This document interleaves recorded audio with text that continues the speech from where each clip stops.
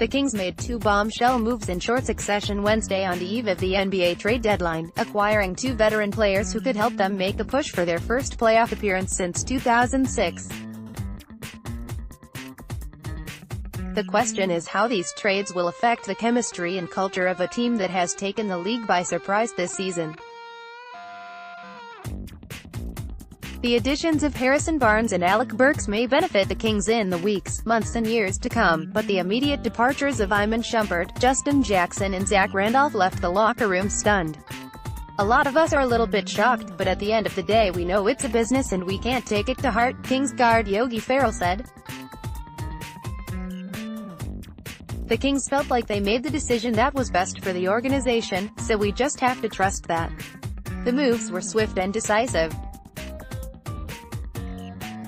The reactions were raw, real and unrestrained, a reminder that human emotions sometimes collide with the business side of basketball. I just ran my ass off every day with these dudes, Kings center Willie Cauley-Stein said. It's hard when you get friendships, you get brotherhoods, and then, with no say, they don't even know, they just show up and then they're gone. That's trash. It's a crazy business. Reports of the first trade surfaced about 5 p.m., 2 hours before the Kings tipped off against the Houston Rockets in a game they would lose 127-101, ending their 3-game winning streak. The Kings, who were 1.5 games out of the 8th spot in the Western Conference, acquired Burks from the Cleveland Cavaliers and a second-round pick from the Rockets in a 3-team trade that sent Shumpert to Houston. The Rockets also acquired Nick Stauskas and Wade Baldwin from the Cavaliers in the deal. Cleveland acquired Brandon Knight, Marquese Chriss and a lottery-protected 2019 first-round pick from Houston.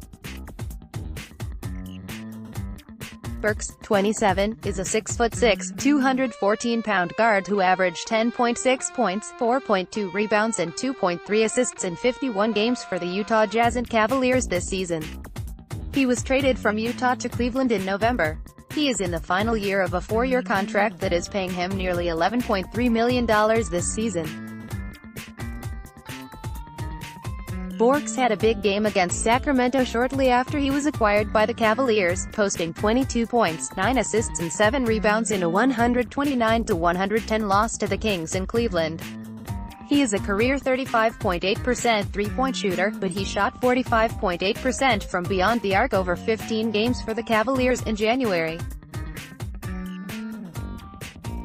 I just know he attacks the rim, so I feel he'll fit in well with us with his ability to get in the paint and create, Ferrell said. The second trade, which sent Randolph and Jackson to the Dallas Mavericks in exchange for Barnes, was initially reported midway through the first quarter. Barnes, 26, is a 6'8", 225-pound small forward who averaged 17.8 points and 4.3 rebounds for the Mavericks this season, shooting 39% from three-point range. Barnes was a starter for the Golden State Warriors when they won the NBA championship in 2015. ESPN's Adrian Wojnarowski reported that the Kings intend to make a long-term play for Barnes, who is earning $24.1 million this season and has a $25.1 million player option next season. He's a big forward, Kings point guard De'Aaron Fox said. He can really get his own shot, defend when he needs to defend, rebounds the ball. I think he'll fit in. That didn't make it any easier to part with 3 players who endeared themselves to teammates over the past 2 seasons. Today's a tough day, Kings guard Buddy Hield said. The air is negative, but this is a professional business and you've got to move on. You can't dwell on it. If you dwell on it, you just get lost in your thoughts. Everybody's minds are all messed up. It happened so quick. We lost some guys that we went to battle with, Kings coach Dave Yeager said. The emotional responses from his players were understandable. We care about people, Yeager said. We care about people's families. We travel together. We spend more time together than we do with our families a lot of times, and so these kinds of things are not easy. Randolph led the team in scoring last season and continued to serve as a veteran mentor after being told he didn't fit into the team's youth movement this season. Jackson persevered to show signs of growth in his second season after struggling as a rookie in 2017-18.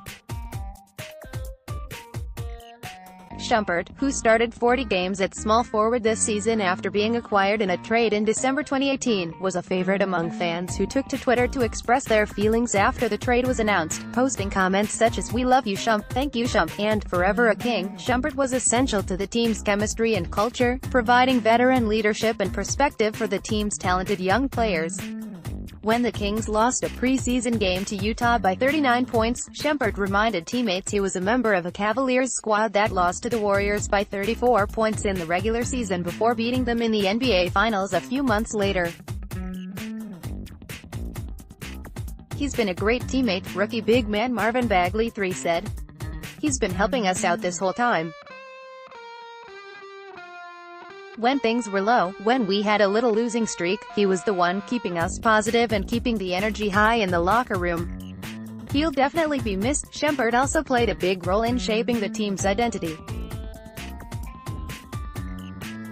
He popularized the "Purple Talk" hashtag on social media and branded the team as the Scores, after the Kings emerged as one of the highest-scoring teams in the league early in the season.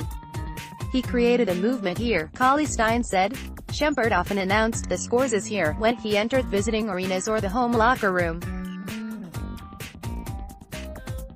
Shumpert was nowhere to be found when the media was allowed to enter the locker room 75 minutes before Wednesday's game, but Farrell said the players had an opportunity to say goodbye a couple of hours earlier. "We were all talking to him, wishing him the best," Farrell said. "He was saying, 'Don't lose your identity just because I'm leaving now. We're still the Scores no matter